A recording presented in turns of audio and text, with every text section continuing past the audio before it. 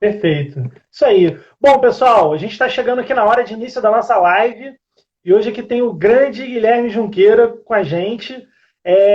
Acredito que todo mundo aí que está assistindo a gente já deve conhecer o Guilherme, mas para quem não conhece, o Guilherme ele é CEO da Gama Academy, que é uma escola de transformação tecnológica que faz um trabalho super bacana para preparar os profissionais para atividades do futuro, né? Então eles transformam talentos para áreas de design, marketing, programação, vendas e conectam esses profissionais com oportunidades no mercado de trabalho.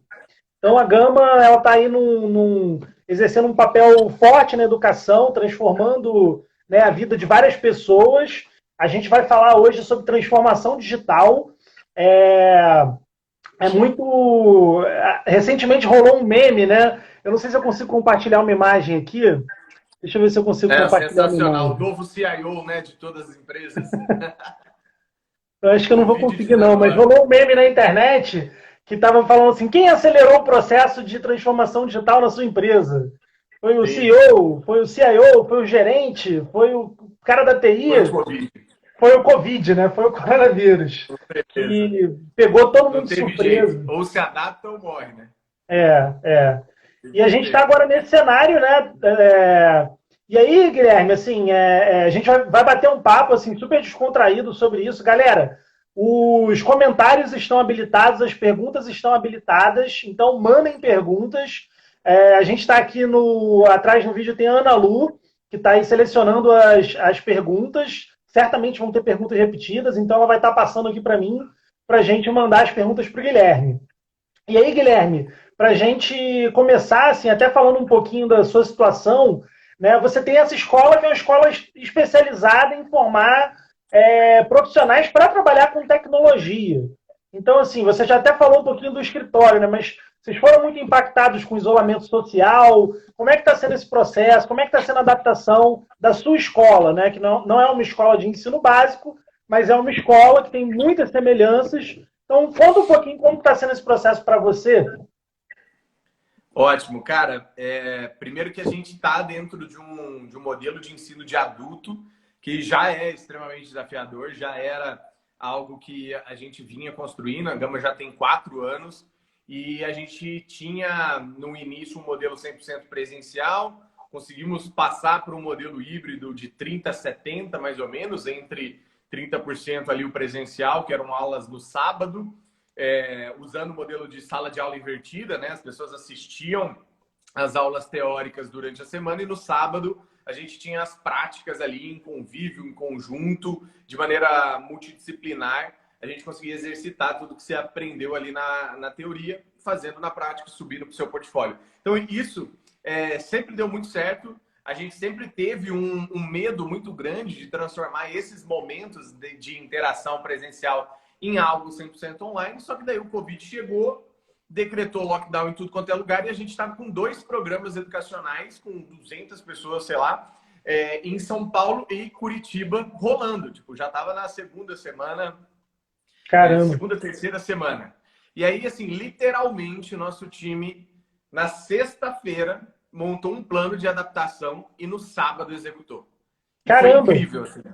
Em um Porque, dia. pô, aquele negócio, né? Assina o Zoom, mas, pô, como que vai ser a qualidade, não sei o quê. A gente sempre Aham. preza muito por um nomezinho chamado Learning Experience, né? De Uhum. entregar realmente uma experiência de absorção e aprendizagem. Não é só de passar conhecimento, porque acho que o shift que muitas escolas fizeram, universidades, enfim, foi só... Eu já só entregava conteúdo de uma forma, só vou entregar de outra numa telinha de um jeito muito mecânico, e a gente nunca quis Uhum. fazer isso, né? Uhum. Então, esse lado de querer sempre uma excelência de entrega, um foco na aprendizagem, não só no conteúdo, trouxe para a gente muitas adaptações rápidas e que se mostraram muito positivas e que não diminuíram o nosso NPS, né? Nosso índice lá de qualidade. Uhum. Pelo contrário, fortaleceu, as pessoas viram várias vantagens e aí a gente conseguiu virar a chavinha para nos questionar de que se a gente vai então prorrogar e mandar mais para frente essas datas ou a gente abre uma versão 100% digital, inclusive Uhum. mais democrática geograficamente, porque a gente conseguiu colocar pessoas de 18 estados do país num programa só e 2 países, né? Brasileiras de 2 países, Portugal e Londres. Então, Que a legal. gente mesmo, como uma startup de educação e tudo mais, se viu modificada de alguma forma na nossa operação pelo Covid-19. Então, eu fico imaginando empresas que não se consideravam, não tinham processos digitais, não usavam computação em nuvem, essas coisas, provavelmente tiveram mais dificuldade.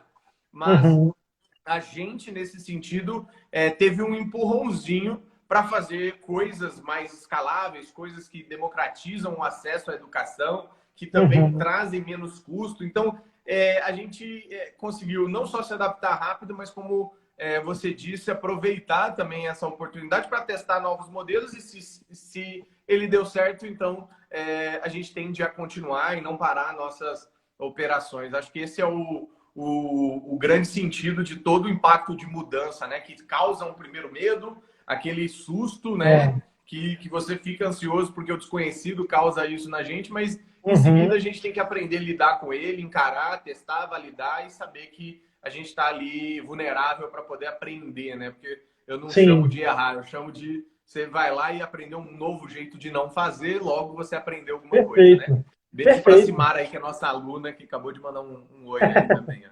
Maravilha. Vi que entrou também a mentora aí, né? Que participou dessa turma de adaptação, Exatamente. Né? Maravilha, Deu legal. mentoria online. Caramba. E aí você estava falando, né, que tiveram várias pessoas de vários estados e países diferentes. Essas pessoas chegaram a se comunicar, assim, o pessoal do Rio falando com o pessoal de Curitiba.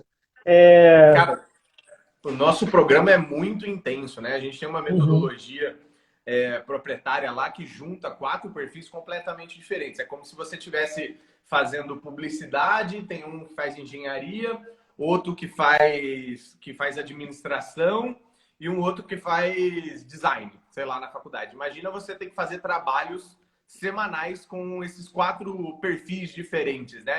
Desenvolvimento, design, marketing e vendas, formando um grupo que a gente chama de squad para desenvolver projetos e resolver problemas super complexos. Então, a interação não é que ela é provocada pela gama, ela é necessária para você conseguir fazer as coisas. Então, foi maravilhoso, porque as pessoas entravam num call ali para falar, num hangout, e tinha aquele sotaque baiano, junto com uma capixaba que está morando em Londres, junto com um gaúcho, junto com um paulista. Então, isso é uma coisa que nunca seria possível num formato presencial, né? Eu vi uma escola fazendo isso também, né? É uma escola de ensino básico, pegou os alunos do ensino médio.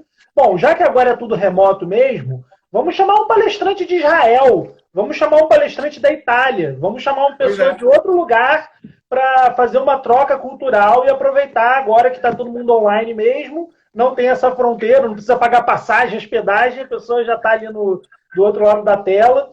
E isso é bem legal, né? Porque você, ao mesmo tempo que estamos todos distantes, né, socialmente, fisicamente, a gente também está mais perto das pessoas que historicamente estavam muito longe.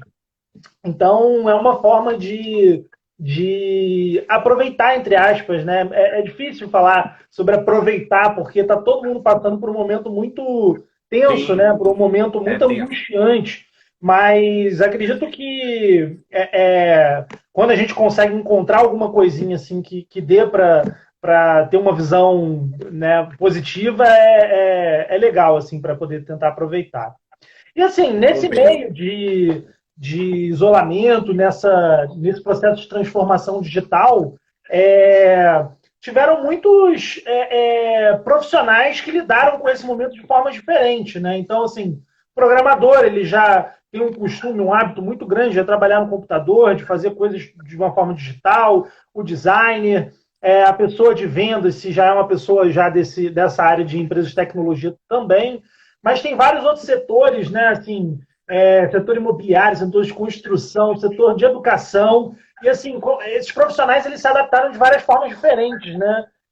O que você acha assim, dos profissionais de educação básica, né? Eles estão tendo mais dificuldade nessa adaptação, por quê?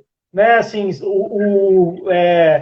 como você analisa o setor de educação básica e como ele está nesse processo de transformação digital aí, em comparação com os outros Legal. setores.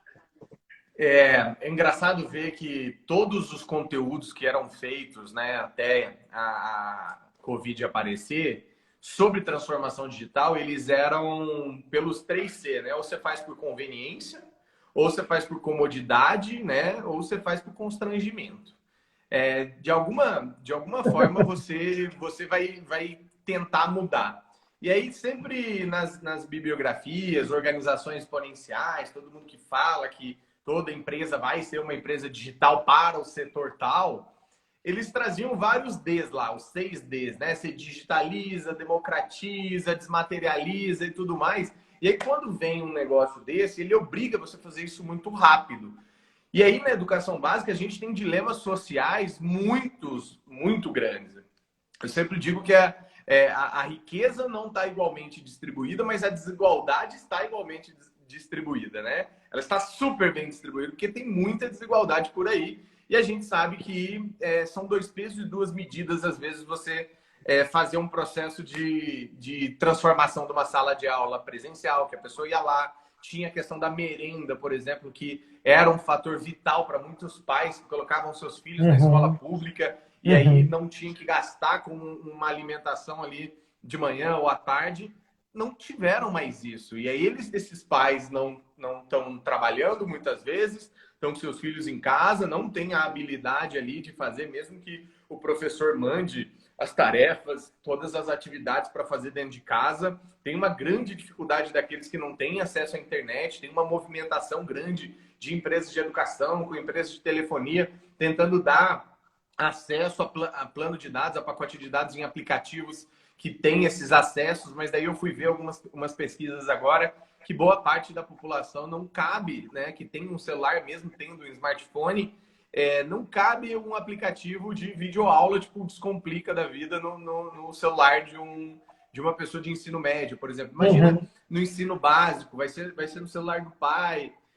Tem muitos que não têm computadores, tem muitos movimentos. Eu apoiei, inclusive, que está montando computadores de baixo custo para entregar para crianças carentes. Está lá no Vaquinha, inclusive recomendo para todo mundo que, se não me engano, chama Plug o nome da campanha. Enfim, Legal. então, o que mais assim me preocupa é essa visão míope de quem está dentro de uma bolha e acha que é assim. Não, assina o Zoom, assina o Hangout, manda lá. O aluno entra no seu MacBook Pro. Você sabe disso, a preparação de aula para o modelo digital, ela é uma preparação que dá o dobro de trabalho, geralmente, né? Você não tem toda aquela devolutiva, você tem que puxar mais o aluno, você tem que ter interação, engajamento. Isso. É muito difícil você concorrer com uma telinha muito menor e que você só vê isso aqui de reação. Você não está vendo a perna do aluno batendo, você não está vendo o aluno no WhatsApp fingindo que está prestando atenção. Então, é desafiador para tempos de educação onde ensino básico não estava preparado, não tem.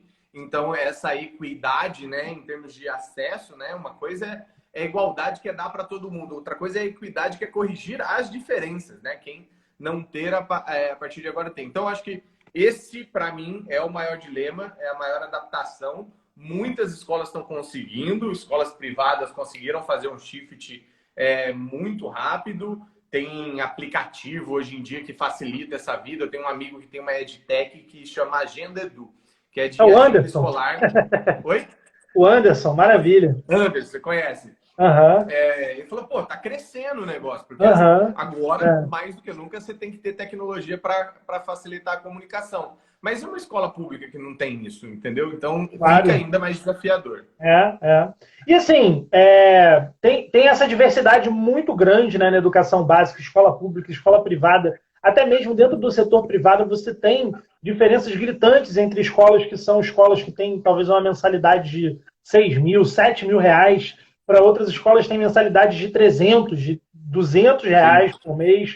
Né? São muitos níveis de recurso diferentes. Mas assim, quem segue o seu Instagram vê que você dá várias dicas aí o tempo inteiro para professores e para escolas. O que você aconselha, assim, o que pode ajudar esses professores agora a suavizar esse processo de adaptação? que esse processo de adaptação veio de uma forma muito brusca. Tiveram muitos Sim. setores que tiveram anos, né? E tiveram várias motivações para irem se adaptando gradualmente. E para a educação, assim, foi um boom. De uma hora para outra, agora todas as aulas são remotas, tudo digital. Então, assim, o que pode ajudar a suavizar esse processo que é tão brusco? Boa. Em tempos de crise, acho que uma coisa importante é você fazer o seu melhor com o que você tem, aonde você está. Se a gente parte desse pressuposto, como um educador, como uma educadora que estiver nos assistindo, você vai usar o que tem na sua mão. Então, montar um grupo de WhatsApp da sua turma é um dos primeiros caminhos. Integrar outros professores para que você consiga, de alguma maneira, fazer um cross e também trocar aprendizados é um segundo grande passo. Porque não precisa tentar achar que você é um super-homem ou uma super-mulher. Você tem as suas vulnerabilidades e você tem que pedir ajuda. O YouTube é o seu professor 24 horas. Vai lá e pesquisa como preparar uma aula digital. Provavelmente vai ter um monte de vídeo. Quais ferramentas utilizar para transmitir aula? Como gravar uma videoaula? Eu vi um professor, uma foto que viralizou esses dias, que ele pegou vários cabos de vassoura, varal de casa e fez um tripé desse aqui de câmera, colocou lá e o quadro dele, a lousa dele foi uma cartolina. Então ele colocou uma cartolina e fez esse desenho. Olha só. Então, olha o puta exemplo que é de atitude, né? Eu acredito muito em professores empreendedores, porque empreendedorismo não é CNPJ, é você simplesmente ter uma atitude de resolver problemas. E isso faz com que você resolva no grupo de WhatsApp, perguntando, interagindo com seus alunos, dando tempo para eles, pedindo esse tempo de volta, entendendo e tendo empatia que ele não vai responder da mesma forma, talvez não vai engajar da mesma forma. Tem que mudar, às vezes, os hábitos, colocar espaçamentos para o aprendizado acontecer, porque ele está sozinho ali. É uma das dicas também que eu vejo muito sentido. Eu fiz um post lá sobre aceleradores de aprendizagem. Veio vários professores me falar que estavam utilizando isso, não sabiam o nome, ou que iam utilizar agora e estavam pedindo dica de como fazer online. E a resposta é simples, da mesma forma. Colocando o aluno no centro, né, da pedagogia ou da andragogia, se você é um professor de adultos, e colocando esses elementos em volta, entendendo que tecnologia é meio, não é fim. Então, muito melhor do que você vai ensinar é como você vai ensinar. Por exemplo, vamos supor que você tem um trabalho aí a dar para os seus alunos de ciências, de biologia. Você entrega um conteúdo, ó, que agora você tem essas possibilidades, que pode estar no YouTube, que não necessariamente foi você que deu. O papel do criador de conteúdo passa a ser um papel de curador de conteúdo também. Ache uma sequência de vídeos que tem lá na internet, mande para os seus alunos, fique disponível naquele bloco de tempo para tirar dúvidas, para entrar numa call ali rapidinho, que pode ser pelo próprio WhatsApp, e interagir de uma maneira prática para ajudar a resolver. Mas coloque sempre a tangibilização do conteúdo em aprendizagem, que é a prática, fazer as pessoas anotarem, escreverem, os alunos de alguma forma construírem algo, fazer manuais ali, que daí isso sim vai estar em ajudar. atividade, né? Não parar, né? Estar buscando, dando curiosidade. E eu vi na sua live, como que é o nome do professor pai? O Doug. O Doug. Como? Doug. O Doug. Vocês falaram algumas coisas de pedagogia maravilhosas, e uma delas é integrar os pais, né? Porque os pais também estão em casa. Então não é só a obrigação do professor nesse momento, é a obrigação dos pais também, de alguma forma, participarem e ajudarem. Então, se você vai criar alguma coisa mão na massa, coloque o pai ali para ajudar a criar essas coisas mão na massa, pegar tesoura, cola, enfim, fazer processos que você iria fazer dentro da sala de aula, talvez com os pares, montando grupinhos ali, mas agora você consegue tentar pedir para os pais serem esses pares, para as pessoas fazerem esses grupos, para as pessoas se conectarem. Então, eu acredito muito nesses pilares que vão fazer o professor evoluir usando ferramentas gratuitas. O Hangout está aí para fazer isso, e eu postei lá, inclusive, um jabá aí de vocês, o Voa Conecta, que está sensacional, estou usando em algumas aulas, reuniões, inclusive, da empresa. Legal. Bom, recomendo, viu, gente? É um plugin lá para Chrome que você instala e do nada aparecem uns botões ali que deixam o Hangout muito mais legal e mais interativo, que é o grande problema hoje. Eu tenho uma falta, um sentimento de falta muito grande de reação de aluno, né? Aquela cara que faz assim. Como é que ele está se sentindo do outro lado da tela, né? Será que ele está feliz? Exato. Será que ele está triste? Eu sou muito Será do que ele está time acompanhando? leitura corporal, PNL, essas coisas. Então eu fico vendo o que cada coisa que o corpo está falando me diz como professor, e eu sei atuar ali no momento que eu preciso chamar mais atenção, voltar, ter dúvida. E o Voa Conecta, ele acaba fazendo essa facilitação, né? Eu levanto a mão quando eu estou com dúvida. Se eu, professor, estou percebendo que a galera tá meio que dormindo, porque comprovadamente 40 minutos de aula online é extremamente 7h30 da manhã para um adolescente de 12 anos. Vai cair o engajamento. Então, joga uma perguntinha ali, pede para as pessoas responderem. Você vai vendo quem respondeu, quem não respondeu, já puxa o gancho ali para aquele aluno, sem expor, obviamente, esse aluno. Então, são coisas que eu agradeço, inclusive, vocês de terem tido essa sacada, fazer isso super rápido e colocar isso gratuitamente para milhões de professores utilizarem aí, que eu estou sabendo que está bombando. Obrigado por compartilhar. Podem usar à vontade mesmo, é gratuito. É só acessar a página do Voa e instalar no Google Chrome para ter acesso a esses vários recursos. E a gente está preparando ainda mais funcionalidades para essa extensão que vão aumentar cada vez mais essa interatividade, né, com os alunos, vão dar mais recursos para os professores entenderem esses alunos, e a partir do momento em que eles conseguem entender cada vez mais, né, colocando o aluno no centro, conseguem, então, dar um aprendizado mais ativo, né, e colocar o aluno ali para interagir na aula. O Gui, tem uma pergunta aqui de uma querida, Malu Bussolar. Malu, tô com saudade, faz bastante tempo que a gente não se vê, né?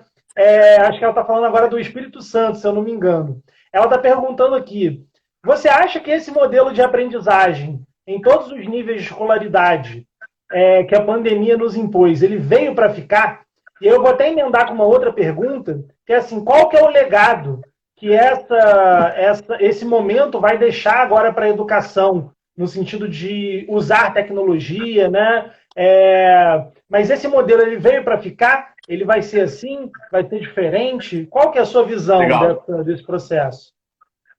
A gente tem que lembrar que primeiro esse modelo já estava aí, tá? Então ele já estava distribuído, era possível. O fato é que a gente não era obrigado. Agora a gente se colocou numa posição, obrigatoriamente temos que lidar com isso, que é estudar online, que é trabalhar online, que é ficar recluso. Então, a gente não está só trabalhando e estudando remoto, a gente está no meio de uma pandemia, onde a gente tem um monte de incerteza, medo, dúvida, e a gente está tendo que se adaptar e conviver com este momento. Então, é diferente de estudar online simplesmente ou trabalhar online simplesmente. Então, esse é o primeiro ponto para dar contexto. Segundo, que se a gente está falando que veio para ficar, é porque, de alguma forma, a gente está querendo descobrir o futuro, né? E a gente não sabe. Então, não se frustre com coisas que não estão dentro do seu controle. Saiba que você tem que fazer o seu melhor com o que você tem, onde você está. O que isso significa para você que é educador, educadora, para quem fez a pergunta essencialmente? Que você tem que saber que se vier para ficar, você está pronta. Que se voltar do jeito que era antes, você já sabe os benefícios, então você não vai negligenciar o poder da comunicação e principalmente dessa conexão que existiu para poder fazer mais coisas, fazer melhores coisas. Eu acredito muito que a gente não pode tomar decisões precipitadas ou afirmar coisas sem ter todo o cenário e o contexto, mas também a gente não pode negligenciar e empurrar com a barriga. O que eu estou pensando e fazendo? O presencial vai ser o novo luxo.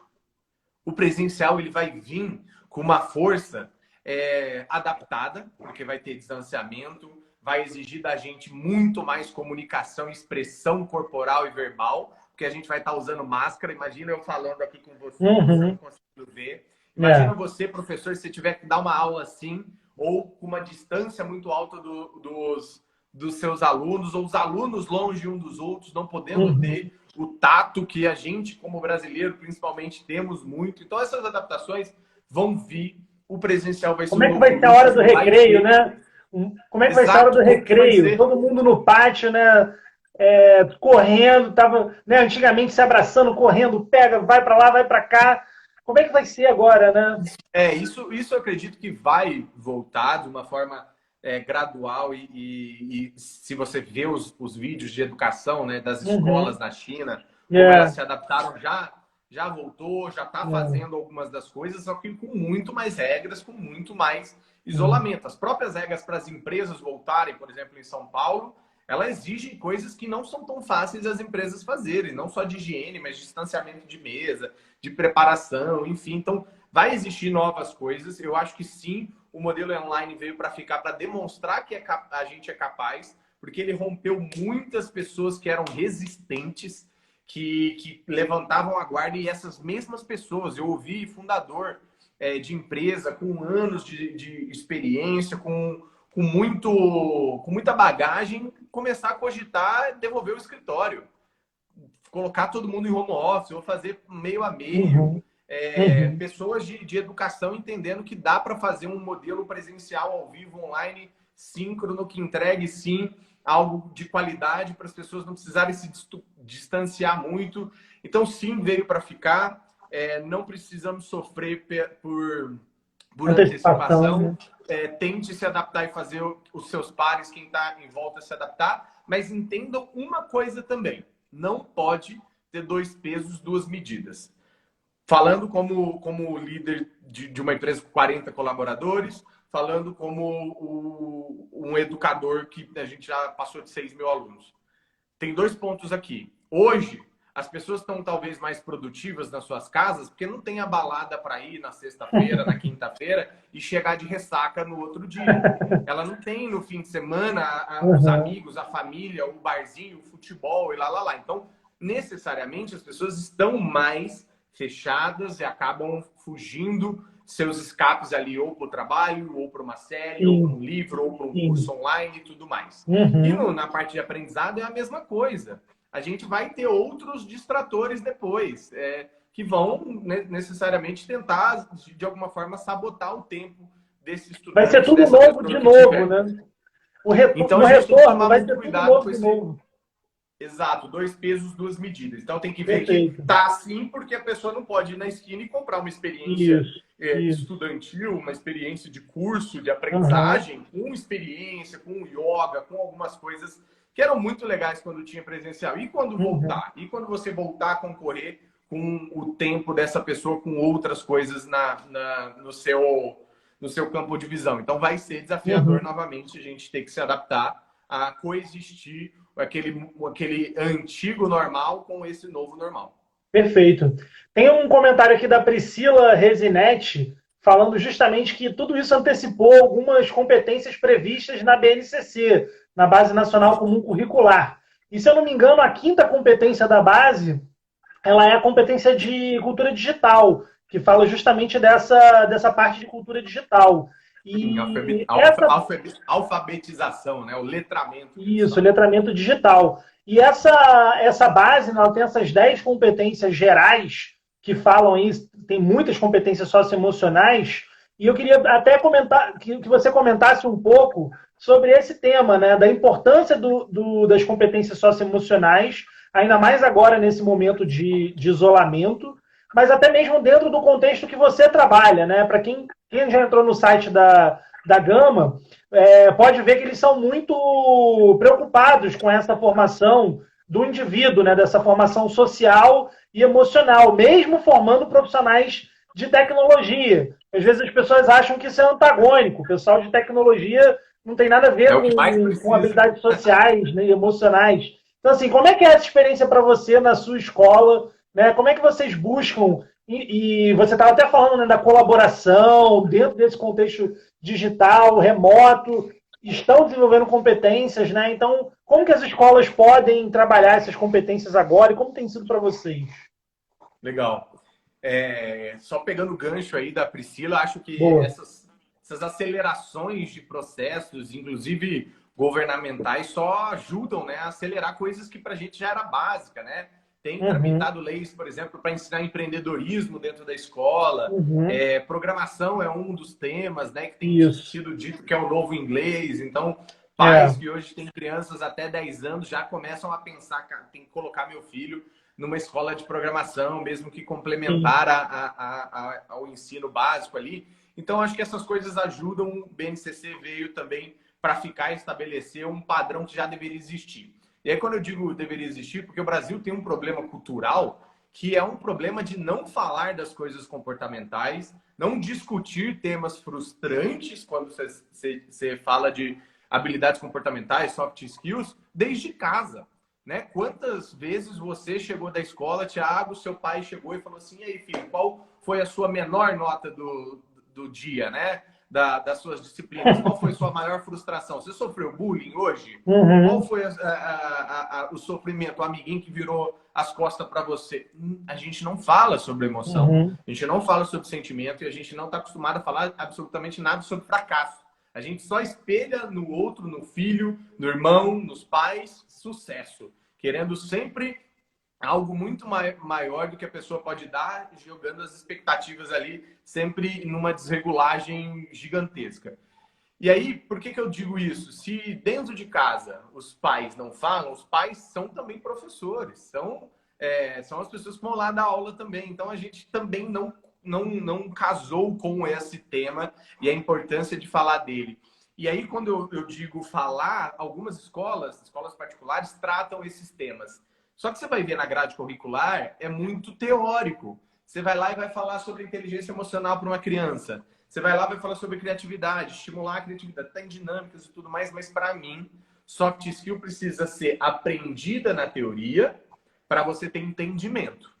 Mas ela tem que ser praticada com grupos de pessoas para você ver ela sair, ela exalar e você aprender a lidar com ela. Seja com a falta dela ou com o excesso dela. Por exemplo, oratória. Quantas aulas você teve de oratória na sua faculdade, Thiago? Se você falar que teve uma, eu vou procurar ela agora e matricular o meu filho lá, porque não existe. Né? Você é exposto a, mas você não é estimulado a. Então, do lado de cá, da gama, respondendo sua pergunta sobre como a gente vê e pensa e tudo mais, quando a gente está falando de adulto, é um desafio curioso, porque, teoricamente, a personalidade já foi formada, as pessoas não têm muita noção, muitas vezes, do que é soft skill. Eu já ouvi aluno falando assim: eu fui avaliar o fulano e eu avaliei ele muito bem no quesito empatia, porque ele sempre chega muito sorridente, abraça todo mundo, e é sempre essa pessoa feliz. Aí eu falei assim: será que você não quis dizer simpatia? E você está confundindo com empatia? Ele, Ou seja, as pessoas às vezes não sabem o que significa e quais são os momentos, os exemplos para você captar aquilo lá e saber como trabalhar e principalmente ser muito mais, não é incentivador, você procurar se expor, procurar ir até o desenvolvimento dessa habilidade comportamental. Então, não é só uma coisa importante, como é fundamental.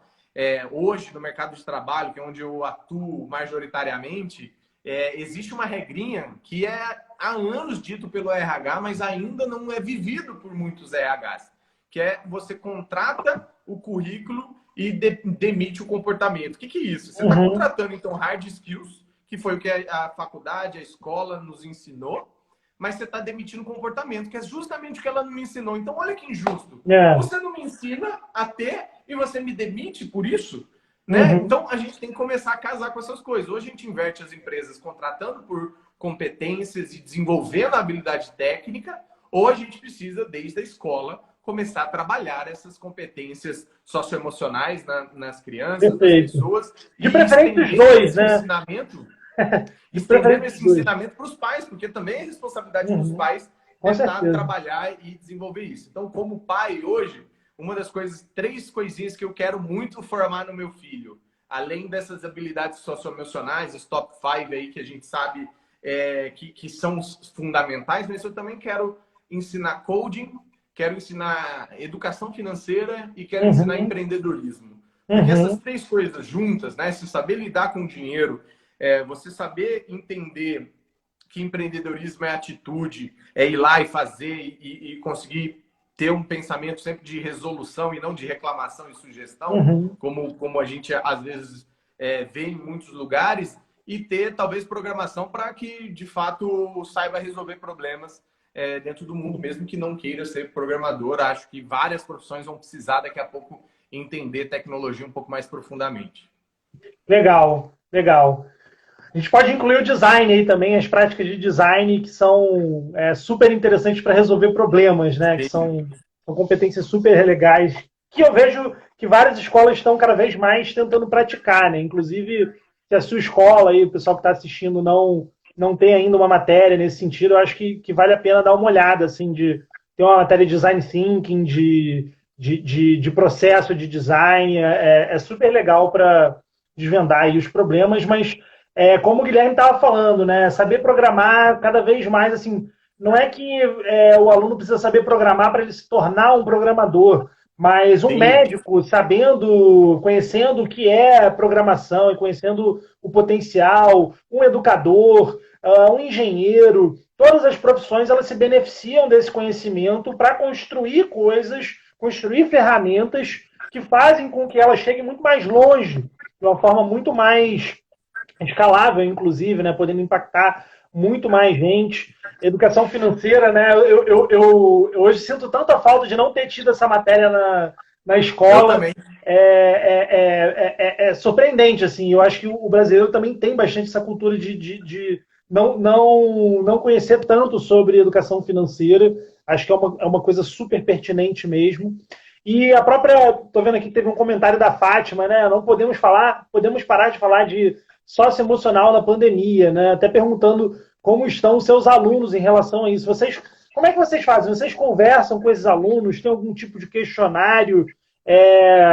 Vou aproveitar aqui para falar para o pessoal que está nos assistindo que o VOA preparou uma série de questionários para as escolas, para elas saberem como estão os alunos. Então, se alguém tiver interesse, é só mandar um direct para a gente aí que a gente consegue passar para vocês esse tipo de questionário. Mas como é que estão seus alunos, Gui?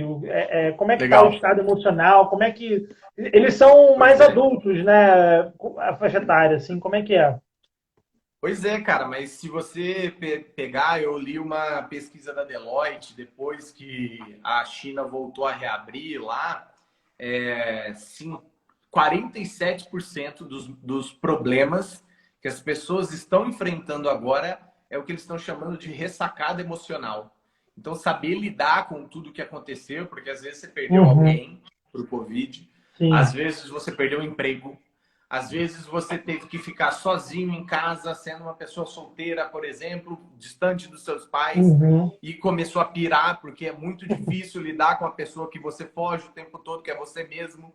E agora, sim. como diz o Emicida, foi a hora da gente ter que encarar a gente mesmo, porque a gente fugia da gente de manhã para ir para o trabalho, fugia da gente à É. noite para ir para um barzinho, mas agora é É você com vivendo você com o dia eu. inteiro, né? É. Então, saúde emocional é um tema que não vem de hoje, né? Burnout está na capa da Você S.A.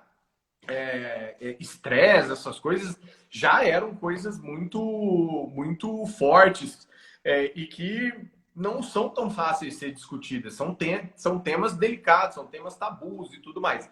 O artigo que eu fiz para o Estadão, cara, sobre saúde emocional dos colaboradores, coloquei lá 12 dicas, coisas que a gente implementou na Gama e que são plug and Uhum, play para líderes poderem fazer e cuidar da saúde emocional do seu time. Bombou, cara, bombou. O que teve de legal. gente me adicionando no LinkedIn lá, falando, cara, que quem dera se minha empresa tivesse feito o que você falou ou pudesse fazer. Outros líderes falando, vou fazer, enfim. Então, procurem Legal. lá saúde emocional em tempos de pandemia, ou saúde mental dos colaboradores em tempo de pandemia, que foi o artigo. Então, eu estendo isso para os alunos. Num primeiro momento, a gente fez tudo muito pensado nos nossos colaboradores, mas em seguida a gente já pensou nos alunos. A gente assina Uhum, uma ferramenta lá que chama Zen Club, com um K, o clube, né? uhum, Que é uma ferramenta de terapia ou acesso à psicoterapia online.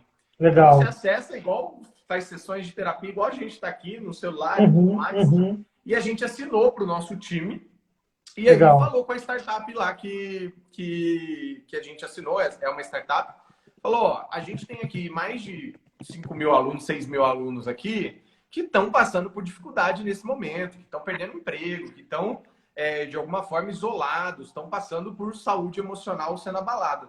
Por que a Uhum. gente não faz uma parceria? E aí a gente foi a primeira escola do Brasil a oferecer e estender para o time de alumni, não foi nem somente para os Uhum. alunos. Agora, a primeira consulta a R$ 1. Olha só, R$ 1 os nossos maneiro. alunos puderam acessar, pagar e ter uma consulta que em média custa 60, R$ 80 por consulta Legal. para acessar os terapeutas da plataforma que estão espalhados pelo Brasil inteiro. Então, assim, uma atitude simples que não custou dinheiro para a gente, pelo contrário, custou Uhum. a nossa tentativa de montar uma Iniciativa, parceria né? como essa e Uhum. colocar os nossos alunos novamente no centro dessas atenções. E Legal. outras coisas que foram importantes e que a gente fez foi, durante o momento ali, por exemplo, da pandemia, a gente ligou para os alunos e falou, ó, a gente vai mudar, vai ter que ser online e tudo mais, mas a gente coloca, obviamente, o reembolso à disposição se você não quiser. E aí teve Uhum. alguns que falaram, então vou para o próximo presencial, não quero fazer online. Aí Uhum. começou 1 mês, 2 meses de pandemia, a gente viu que não ia rolar, ligou de volta e falou, então, amigo, amiga, Quero é o entrar. seguinte, né? A gente não sabe quando que vai rolar, não tem como eu te definir uma data aqui, vai ser outubro, Uhum. vai ser não sei o quê, É, o seu presencial, e você já pagou. E aí, a gente se colocou num momento vulnerável porque talvez essa pessoa esteja precisando da grana que ela investiu no sim. treinamento, na capacitação Uhum. para ela. E o mais Uhum. legal foi os alunos que voltaram e falaram assim: a gente teve 2 alunos só que pediram de cento e lá vai cacetada que estava esperando uma turma presencial. E eles Uhum. falaram assim: ó, eu realmente estou precisando. Meus pais perderam emprego, de alguma forma foi afetado, aí a gente fez o reembolso, mas a grande maioria eram pessoas que falaram assim: agora, mais do que nunca, eu tenho que investir na minha carreira profissional, porque eu não sei o dia de Claro. amanhã. E não Perfeito. pode ser aquele tipo de profissional que só toma uma atitude em relação à carreira depois que perde. Né? Uhum. E aí é a hora de você sempre se manter atualizado, porque quem sempre está atualizado tem mais possibilidades de troca Legal. e Legal. oportunidade. Então, assim, Legal. saúde emocional tem que vir em primeiro lugar em todos os pontos. O número um a gente tem 6 pontos, valores do nosso Cultura e Code lá, e o número um é People First. Então, People First significa que as pessoas realmente têm que vir em primeiro lugar e são as pessoas que mais importam para a gente, nosso time e nossos alunos. Legal. Pessoal, o Guilherme acabou de comentar, eu quero só ressaltar aí para quem não pegou rapidinho, é Zen Club, com K, o nome dessa Isso. empresa que conecta aí as pessoas para fazerem terapia online. Achei super interessante a iniciativa dele de disponibilizar isso para os colaboradores da empresa, estender para os alunos, né? Tem muitas Fala que foi a escolas Gama que. Academy que indicou, tá? Que daí eu vou pedir desconto lá depois. Boa, Vocês boa. também peçam desconto. Boa, beleza, beleza. E aí fica a dica também para as escolas, né, para apoiarem os professores nesse momento, né? Tem muitas escolas que têm psicólogos que apoiam alunos, né, pontualmente. Tem muitos alunos também que se consultam com psicólogos, mas agora, né, é um ambiente super estressante para os professores, né? Muito É a desafio. profissão mais em alta, né? É a profissão que está tendo que se desdobrar agora, né? Que tá com os maiores desafios para se reinventarem, né? E usarem a criatividade. E como você falou, é super estressante. Nesse momento, ninguém está trabalhando menos, está todo mundo trabalhando mais. Então, está sendo um momento, né, que pode levar a burnout, pode levar a estresse, uma série de complicações aí emocionais e mentais. Então, ter um terapeuta agora do lado, poder conversar, poder desabafar um pouquinho sobre as dificuldades do dia a dia é essencial. Muito legal essa indicação. Estou com ela aberta aqui para dar uma olhada depois da live. Boa! Muito legal, Gui. Curtiu, né? Bom, pessoal, a gente está quase chegando no fim da nossa live. Se alguém tiver mais alguma pergunta para colocar aí, a hora é essa. E eu vou falar um pouco com o Gui agora, né? A gente já tocou um pouco nesse ponto, mas assim, falar um pouco mais sobre esse momento do retorno, né? Tem gente falando assim, a gente tem que fazer uma grande avaliação dos alunos quando eles voltarem. A gente precisa receber esses alunos de uma forma super cuidadosa nas escolas. O modelo ele vai ser um modelo de vai e vem, vai ficar indo e voltando nesse modelo remoto. Vai ficar só no modelo presencial? Então, tem tantas dúvidas ainda, né? Mas tem muita gente falando desse retorno, né? O que você tem visto de tendência, né? Você falou que está acompanhando algumas coisas da China. O que você tem visto de tendência nesse sentido? Legal. Eu tenho acompanhado coisas de fora e coisas de dentro também. Eu sigo Uhum. uns 6 secretários de saúde aí, tanto no LinkedIn quanto no Instagram, para não só ver o que está sendo feito, mas para poder cobrar também, que eu acho que é a nossa Claro, função com como certeza. cidadão, mas cobrar sempre no sentido propositivo, né? Pô, acho que não Uhum. é legal por esse caminho, por caso, por que não esse e tudo mais. Então, as discussões que eu estou vendo são de modelos híbridos ou modelos, como fala, intercalados. Então, modelos intercalados são modelos que você vai, por exemplo, numa sala de 30 pessoas, 15 vai num dia, 15 vai no outro, 15 vai num dia, 15 vai no outro. Uhum. Não sei o quanto produtivo vai ser isso, mas eu entendo novamente a necessidade do distanciamento, do afastamento e tudo mais. Os Uhum. cuidados que a China tiveram que ter envolveram muito, muito forte a parte de higiene. E isso significa que envolve um custo adicional para as escolas que elas não estão literalmente preparadas e eu não sei como que isso vai Muitas ser perderam implementado, alunos, porque né? Reduziram mensalidade, muitas escolas perderam alunos.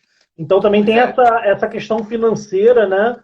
Mas vai ser super importante para garantir a segurança dos que ficaram, né? Dos que vão colocar os alunos e vão mandar os alunos ter uma higiene bem cuidada, um ambiente bem preparado para receber, né? não, e Eu, você vê uma coisa que estava uma tendência, e assim, se não tivesse acontecido isso, acho que ia ser distribuído no Brasil inteiro, que é o grande protagonismo do período integral, né? Você vê cidades como, se não me engano, é Fortaleza ou João Pessoa, já está no ensino público com 50% de alunos no ensino integral. uhum, Tudo através de parceria público e privada. Não sei se você conhece o Instituto Sonho Grande, que é da galera. Eu fui da Ambev, então eu me envolvo muito ainda com Fundação Lema, Fundação Estudar, uhum, e esse instituto é dos fundadores da Ambev, que trabalha no Brasil inteiro essa disseminação de um modelo que deu certo no privado e hoje está sendo aplicado com iniciativa pública. Instituto Ayrton Senna tem muitas iniciativas que estavam bombando.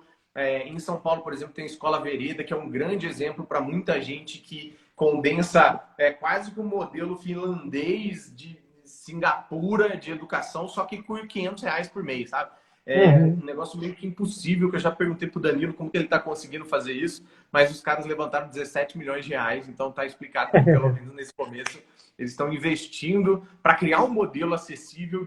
de ensino.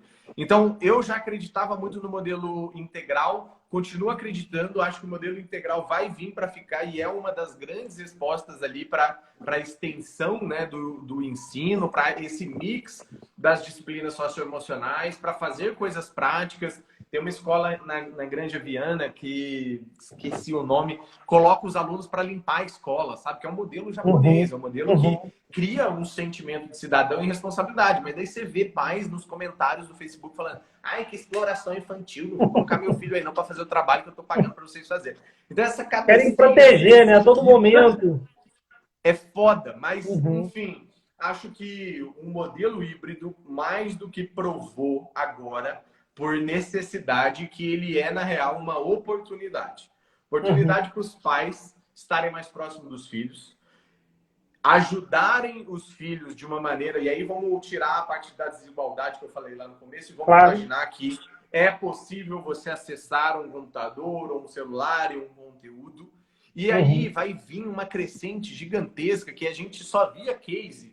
A Gama ganhou um prêmio de melhor startup de educação da Singularity University, que é aquela escola, universidade Uhum. da NASA e do Google, por conta da Uhum. nossa metodologia. Os caras chegaram e falaram assim, cara, eu nunca vi um modelo que aplica tanto metodologia ativa de uma maneira diferente como vocês fazem na andragogia, na Uhum. eutagogia, que é você pilotar Uhum. seu próprio drive de aprendizagem. Tudo que a gente vê de case no mundo está na Finlândia, está em Singapura, está na Coreia do Sul e tudo mais. Uhum. Então a gente já conhecia esses modelos na pedagogia de fazer sala de aula invertida. Então, Uhum. professores, vocês agora são os inversores de aula, ou seja, vocês vão mandar o conteúdo teórico antes para os alunos E se esse modelo intercalável colar, vai ser o dia da intercalagem, vai ser o dia que você está em casa, você aprende a teoria. No dia que você vai para a aula, você aprende a prática. Olha, é uma grande oportunidade, então, para fazer essa sala de aula invertida, né? Muito bom. Exato, de 2 em 2 Muito dias. bom. Na Gama a gente faz de uma semana com interferências, com modelo híbrido que ele chama de online e offline, síncrono com assíncrono. Qual que é o fator da equação que está desequilibrado? O offline. Então só saiu esse, ó. O online está aqui, você pode fazer síncrono e assíncrono. Então o modelo de aula é isso. Utilize então o modelo híbrido e a sala de aula invertida. Num segundo momento, eu acho que vai vir para ficar muito as partes de interação em grupo para você poder fazer projetos. Então, mas é muito difícil, porque ninguém ensina, não sei, nunca fiz curso de pedagogia, mas não é tão comum você ver ensinando professores a criar projetos multidisciplinares e principalmente projetos que você tem que atuar com um projeto de aprendizagem, né? Você tem que mostrar os elementos que as pessoas aprendem. Igual lá na Finlândia, um case muito famoso que eu vi, que é 3 professores se juntaram, matemática, história e qualquer outro, geografia, sei lá. E aí eles pediram para os alunos escolherem um tema que eles gostam. Alunos de 8, 10 anos. Escolheram celular, porque todo mundo gosta, né, de celular e tudo mais. E aí o professor de história criou, então, um projeto que eles tinham que explicar a história do celular. Graham Bell inventou o celular, colocava na cartolina, eles tinham que fazer colagem e tudo mais. Olha que legal. O de matemática falou, vamos trabalhar as estatísticas. Quantos por cento tem em celular? Quantos por cento? Por que percentual é feito assim? Lá. E o de geografia provavelmente falou um pouco de topologia, da parte física e das torres, enfim. Então, olha que negócio legal. Mas pergunta se nossos professores hoje estão preparados para fazer algo assim, de maneira colaborativa. São poucos exemplos. Traz uma dificuldade semanal, né? De fazer são poucos exemplos, mas eu vejo acontecendo, né? Obviamente tem instituições que têm muito mais recursos, né? Tem profissionais que têm uma formação, que investem muito em formação contínua. A gente vê algumas escolas fazendo esse tipo de trabalho de metodologia de projeto, juntando matérias em torno de um tema. De vez em quando eu vejo também eles jogando assim para aquele trabalho do José Pacheco do processo de investigação, para fazer com que o aluno se instigue por um tema e ele, através desse tema, também vá descobrindo coisas. Mas, bom, a gente está aqui quase chegando no limite da live de 1 hora aqui do Instagram. Eu quero agradecer muito. Já apareceu o reloginho aí? Ainda não. Mas daqui a pouco já deve aparecer. Eu sei que a gente abriu, era 7h57 ou 58. Deve ter mais uns 2 ou 3 minutinhos aqui. Mas, Gui, eu queria agradecer muito a sua disponibilidade, a sua presença aqui na live de hoje. Agradecer também a presença de todo mundo que acompanhou a gente. Essa live ela vai estar gravada e disponível para vocês compartilharem depois no YouTube do Voa Educação. E convido todo mundo a seguir, né? Quem já não segue, seguir o Gui no Instagram e acompanhar também a Gama Academy nas redes sociais e o site. Quem não conhece, entra lá porque é uma iniciativa super legal, vale a pena conhecer. Valeu demais, eu que agradeço. Obrigado a todo o time Voa, parabéns pelo quanto vocês estão voando, né, aí dentro do negócio de vocês, muito legal. Valeu, Tiagão, encontrar empreendedores que estão sonhando os mesmos sonhos, com o mesmo propósito de transformar minimamente a educação brasileira. É sempre muito inspirador, conta sempre comigo pelo que vocês forem fazer. E muito obrigado a todas as perguntas, comentários aí da galera mega engajada, muito obrigado. Muito legal, me muito segue legal. Lá no Instagram, me manda um oi, eu compartilho quase todo dia assuntos relacionados à educação, à carreira, então vai ser um prazer ter vocês lá com a gente. Muito bom, pessoal. Boa noite para todo mundo e até a próxima. Valeu. Tchau, tchau.